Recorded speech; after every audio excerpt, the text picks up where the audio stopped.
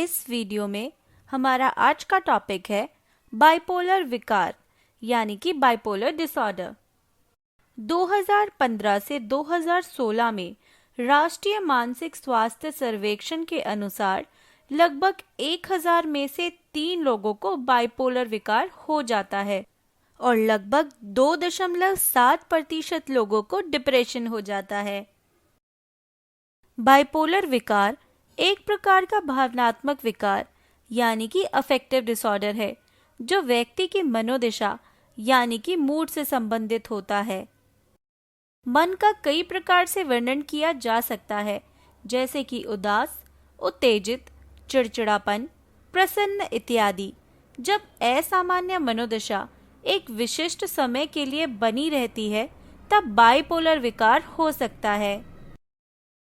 अगर हम मनोदशा को निरंतर स्केल पर समझाएं तो उसमें एक तरफ पड़ता है मेजर डिप्रेशन यानी कि अत्यधिक अवसाद और दूसरी तरफ पड़ता है मैनिया यानी कि उन्माद। पहले बात करते हैं मेजर डिप्रेशन के लक्षणों की। यदि 2 सप्ताह तक व्यक्ति का मन अत्यधिक उदास रहता है या आनंददायक गतिविधियों में रुचि की कमी हो रही हो तो हो सकता है कि डिप्रेशन हो रहा हो। डिप्रेशन में निम्नलिखित लक्षण देखे जा सकते हैं, जैसे कि लगभग दिन भर उदासी रहना, जिन चीजों में पहले अच्छा लगता था उनमें मन ना लगना, नींद में परेशानी, शरीर में कम ताकत महसूस करना, आत्महत्या के विचार, खुद को दोषी मानना, निराशा, अपने लिए बेकार महसूस करना, खुद को लाचार महसूस करना, खान पान में बदलाव, ध्यान लगाने में दिक्कत। यदि यह लक्षण गंभीर है और इनके कारण सामाजिक, व्यावसायिक व निजी जीवन पर असर पड़ता है तो डिप्रेशन हो सकता है। मैनिया यानी कि उन्माद में एक विशिष्ट समय के लिए असामान्य मनोदशा रहती है जिसमें व्यक्ति में असामान्य रूप से बहुत ही खुशी या चिड़चिड़ापन हो सकता है और लक्ष्य निर्देशित व्यवहार असामान्य रूप से बढ़ सकता है। यदि यह व्यवहार 1 सप्ताह तक लगभग हर समय बना रहता हो सकता है कि मैनिया के लक्षण हो।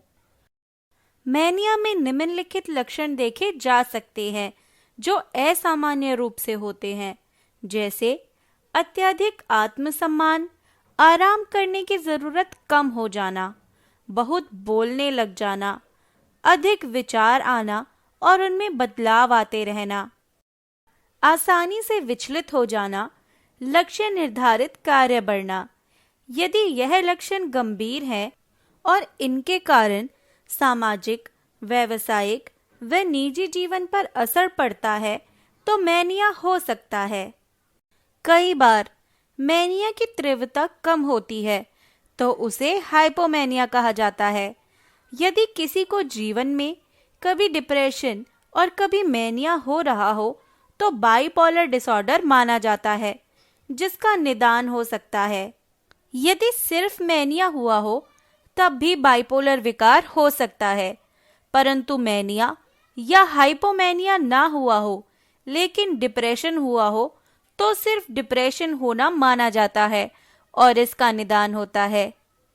कभी-कभी इस विकार में मनोविकृति यानी कि साइकोसिस के लक्षण भी दिखाई दे सकते हैं, जिसमें मरीज वास्तविकता से अलग हो जाता है यानी कि loss of touch with reality. हो सकता है भ्रम होने लग जाए कि लोग उनके बारे में बात कर रहे हैं और उनके खिलाफ कोई षड्यंत्र रच रहे हैं या उनका भगवान से सीधा संबंध है इत्यादि। हो सकता है कि मरीज को ऐसी आवाजें सुनाई दे जो अन्य लोगों को सुनाई ना दे, ऐसी चीजें, आकृतियां, लोग दिखाई दे जो वहां ना हो तथा अन्य लोगों को दिखाई ना दे। बाइपोलर विकार के कारण।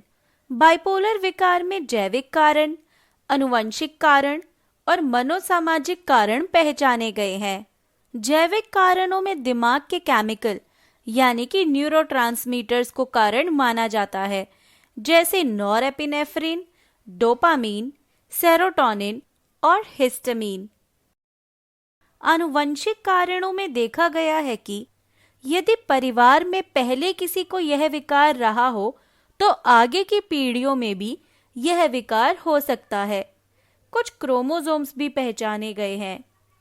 मनोसामाजिक कारणों में जीवन की घटनाएं और तनाव कारक यानी कि स्ट्रेस फैक्टर्स, व्यक्तित्व कारक यानी कि पर्सनालिटी फैक्टर्स और संज्ञानात्मक कारक यानी कि कॉग्निटिव फैक्टर्स देखे गए हैं। बाइपोलर विकार का इलाज। दवा इलाज के लिए जरूरी है। जहां मनोसामाजिक कारणों का योगदान होता है उनमें थेरेपी की भी जरूरत होती है। डिप्रेशन में दवा के साथ थेरेपी प्रभावकारी मानी जाती है। जिन मरीजों को कंट्रोल नहीं कर सकते उन्हें अस्पताल में भर्ती करने की सलाह भी दी जाती है। इलाज से लक्षण कम हो जाते हैं और मरीज नियंत्रित हो पाते हैं। पुख्ता इलाज के लिए दवा का पालन और जीवन शैली ठीक रखना बहुत जरूरी है। नोट: ये वीडियो मानसिक स्वास्थ्य पर आम जनता में जानकारी बढ़ाने के लिए बनाई गई है और सलाह दी जाती है कि अगर आपने किसी सगे संबंधी में ऐसे लक्षण देखे हैं तो डॉक्टर से संपर्क करें। धन्यवाद।